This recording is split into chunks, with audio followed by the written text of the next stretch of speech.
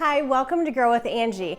I'm Angie, and today I'm going to be reviewing an indoor gardening kit from a company called HighFree. I found it on Amazon and it looked pretty interesting, so we're going to find out if I wasted $30 or if it's something that you may want to purchase. So let's dig in and see what's inside this box.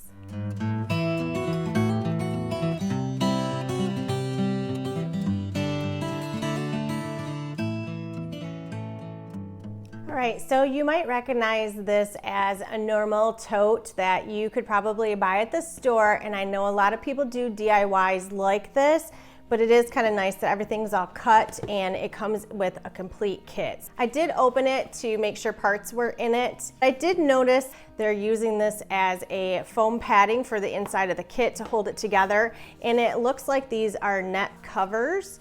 And I don't know if this is like some kind of clever advertising, but I believe that's just padding. In this box, this is our pump. And I think this is going to hook up to our little aerator stone. And then there's a lot of little parts and pieces. Part of the Airstone, the little tubing, and the actual tube, another little part, some tweezers. And then it looks like these are test strips for maybe your pH. And that's kind of nice. They actually give you quite a few. Then a whole bunch of stones to put on top of your net cups instead of using the reflective covers. Some more piping or tubing. Net cups, they give you some starter rock wool. I actually do like my rapid rooters. I may give these a try just to fully sample the kit, but when I use this, I will probably be using the rapid rooters. And there is instructions. One side is how to start your seeds, and the other side is this really, I don't know, kind of pour diagram of how to put it together. So this actually took a lot of kind of fussing around to figure out. There are little stoppers. They're gonna go into these holes, and then this little plunger is gonna go in here, and this will determine your water levels, so you don't have to keep taking the lid off. But the tubing is too long. It would be all bent up and bowed, and I want that to be nice and level. I'm gonna have to cut this with a pair of scissors, and I'm gonna have to measure where I want that. Also, I pushed this tube into this little piece right here and couldn't get it back out when I realized it was too long. And there is like a spring pressure on here, and that's kind of like a quick release. So I'm gonna go just a little bit long on this because I don't want to mess it up. I still think my hose is a little long. Again, here's the quick release, and it pulls out. So I'm gonna take just a little bit more off, and we're gonna push that through. I mean, there's no real instructions other than these little pictures and what the parts are. So I need this. There is another hole right here, so that third stop plug goes through there. Your hose is gonna go through this, and this is probably why they say to run it under hot water. And it is a real struggle to pull this tube through. And then this looks like it just slides right onto your pump. And so the Airstone goes on the end right into the tubing. And this part of the tubing actually has to be cut. And this is a flow valve where it says out. You can blow on it and make sure it's going out, which is to the Airstone. You have to do this little flow valve a few inches into your tubing. So I'm gonna cut the tubing. I'm going to put this little flow valve in here, again facing out, which is going into the Airstone, and then the other side of the tubing goes on here, and then that then goes on the pump. It should look like that.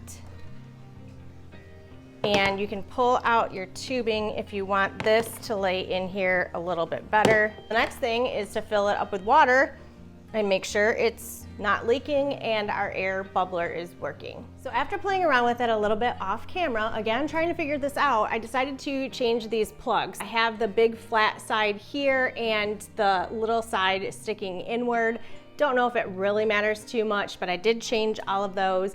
I went ahead and took a little bit more off of this, and then that is nice and flush. I actually did take off quite a bit, I'd say maybe 2 inches. Then you can just add your lid and all of your little net cups that it comes with, just drop right in there. And if you're using the rock wool, you can place your rock wool inside. These are very, very lightweight. So what they're gonna do is lay on top and cover the hole from getting any algae.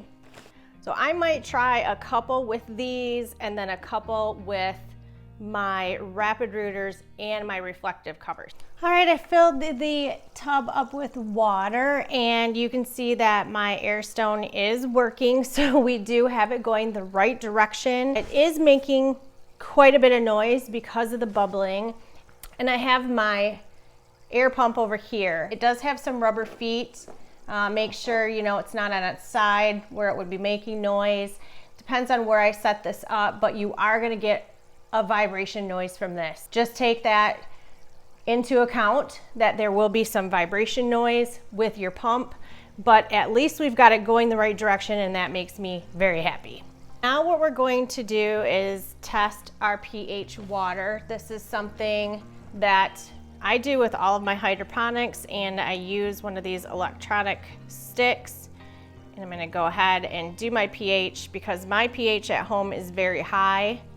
I'm at 8.89, 8.98, it keeps going up. And because this is going to be lettuces, I want to make sure that that is nice and low.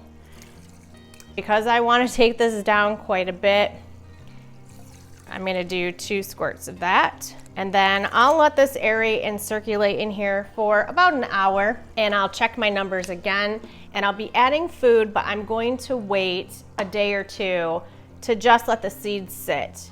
They don't need food just to open up. On the side of this unit, there is a little bit of a cutout in here and that's where I took my water level to. So where that concave part is of the plastic, and I can see by doing that, my net cup is actually just barely going into the water level, so that's good. The rapid rooters or the rock wool are going to absorb the water in.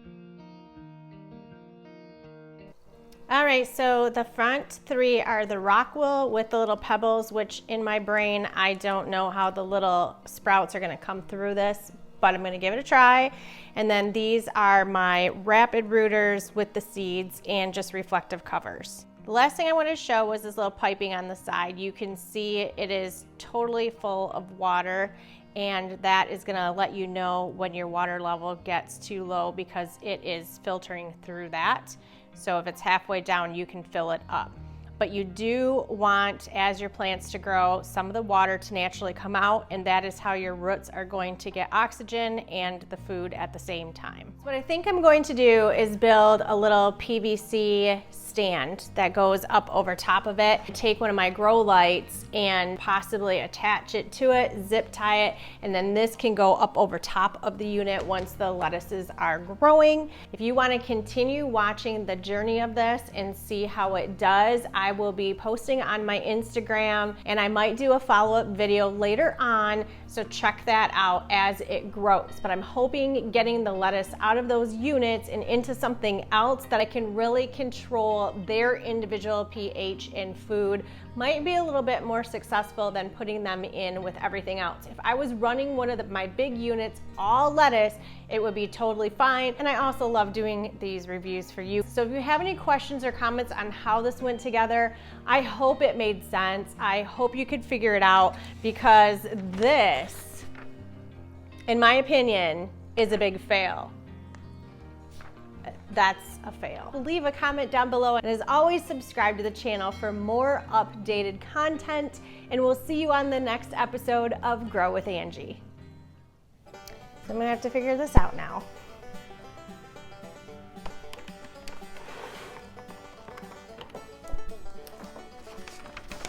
All right, we gotta stop this. Always subscribe to my channel for more updated content. And as always, subscribe to the channel for more updated content. Maybe this says out. I'll go ahead and build some kind of a PVC piping top to go over top of it.